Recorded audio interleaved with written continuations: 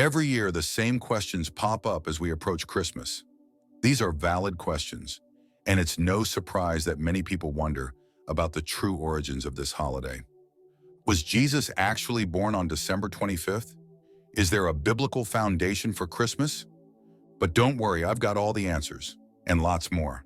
So grab your favorite holiday snack, get comfortable, and let's take a journey through time to uncover the fascinating history of Christmas. Many centuries ago, in Northern Europe, people of all different backgrounds, whether black or white, rich or poor, would sit together beneath towering trees, waiting for the sun's return. The long winter nights, cold and still, felt like they would never end. But every year, these ancient people knew the light would eventually come back. They celebrated the winter solstice, the longest night of the year, because it marked the moment when the sun would begin its return, bringing with it warmth and life. No birds to sing beautifully, nor children to run around playing skites. Not even the gossiping women are caught running their mouths during the day. Even drunkards are not found in gutters at night. The entire community lays quietly like it was mourning its king. The trees were dried, the ground was frozen such that one could melt like ice if they dared stamp their legs on barefoot. Worst of it was, the darkness felt thicker than the clouds. The villagers felt they were in a hide-and-seek game with death. Life was harsh on every other day, but was hell during winter. After the day's torture of being tied up in long, thick ropes as though they were having a rag competition, they'd retire to the large tree situated at the heart of the community. It was the golden opportunity for everyone to not stay glued to their beds and thick blankets and connect to their friends, even from neighboring villages. But on this fateful day, a conversation sparked between two friends as they both recalled the day's activity. As they talked into the night, they realized that the day seemed to have borrowed an extra time as the night lingered on.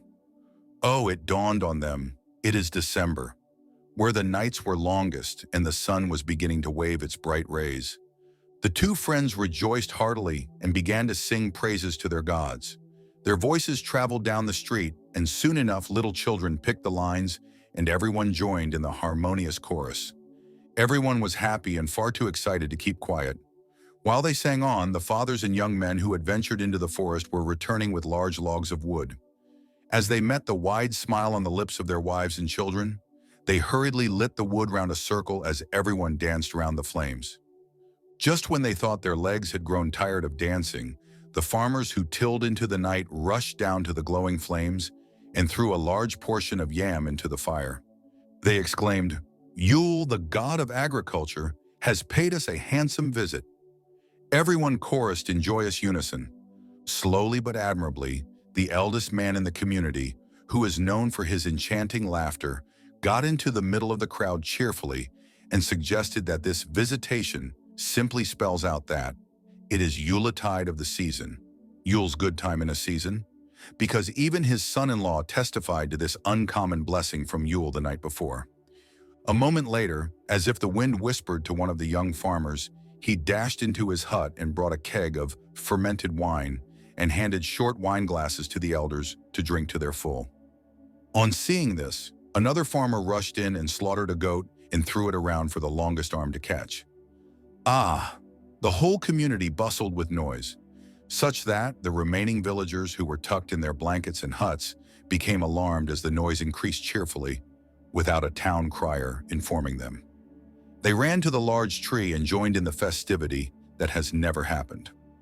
As they chatted happily, a tiny voice from the crowd rang through from behind and said, "I think we need to have this more often." Yes, yes, yes.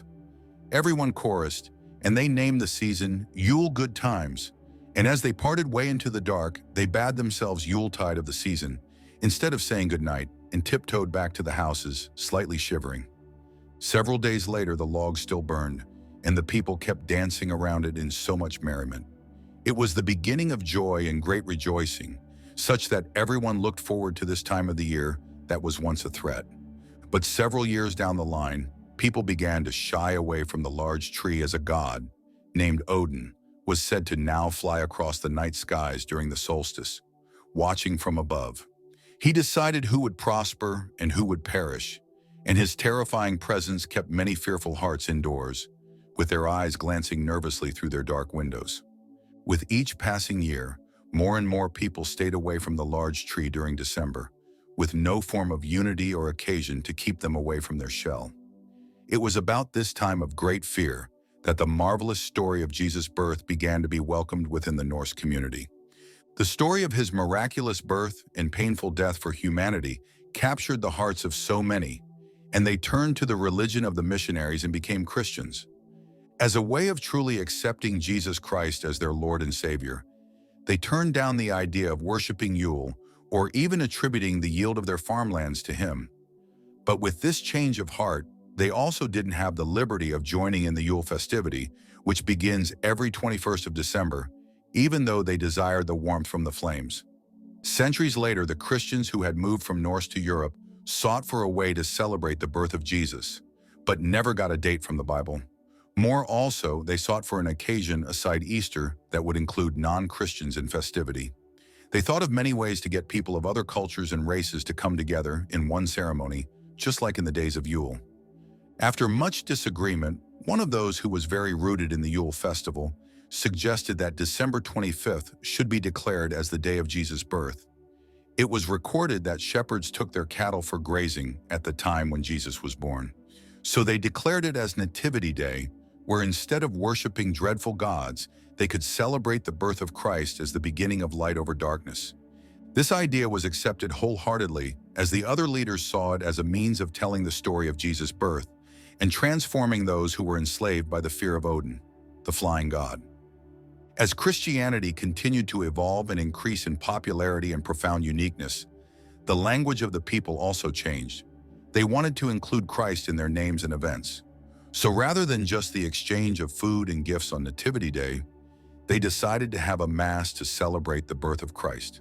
So whenever they wanted to leave messages for their friends, they would say, "We are going to Christ's Mass." When they found out that the name best captured the significance of the occasion, they named it Christmas in full. True to the prediction of the Church, through the uniqueness and enviable bonds shared amongst Christians, Christmas became popularly embraced by several cultures. With each passing year, they lost the ability to dictate how it should be celebrated, as other immigrants arriving from Europe continued with the customs of their homelands. The Dutch brought Sinterklaas with them to New York in the 1600s. The Germans brought their tree traditions in the 1700s. Each celebrated their own way within their own communities. But by the Middle Ages, Christianity had, for the most part, replaced pagan religion. But Christmas wasn't declared a federal holiday until June 26, 1870.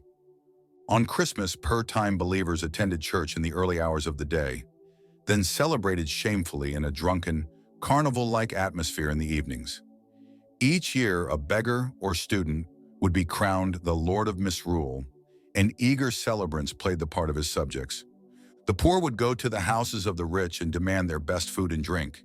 If owners failed to comply, their visitors would label them as wicked and evil. So Christmas became the time of year when the upper classes could repay their real or imagined debt to society by entertaining less fortunate citizens. As the 16th century folded and the early 17th century began, a wave of religious reform changed the way Christmas was celebrated in Europe. When Oliver Cromwell and his Puritan forces took over England in 1645, they vowed to rid England of immorality, and, as part of their effort, they canceled Christmas.